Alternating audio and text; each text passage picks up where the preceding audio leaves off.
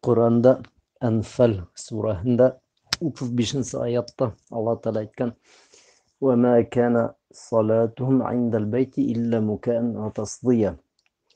Уларның дугалары, ягъни гыйбадәтләре мөшрикләрнең Алла Тәаланың йорты эргәһендә тик һызгыру һәм кул сабу ине дигән. Ягъни элек мөшрикләр Пәйгамбәрбез вакытында саллаллаһу алейһи вәсәләм ошо теге харам мәсҗиденә килеп һызгырып, кул сабып йөри торганнар, быны һәм улар гыйбадәт итеп күргән. Гыйбадәт. Икенче фикер буенча улар теге кешеләргә дәгъват тыңлатмас өчен шуны эшләгәндер.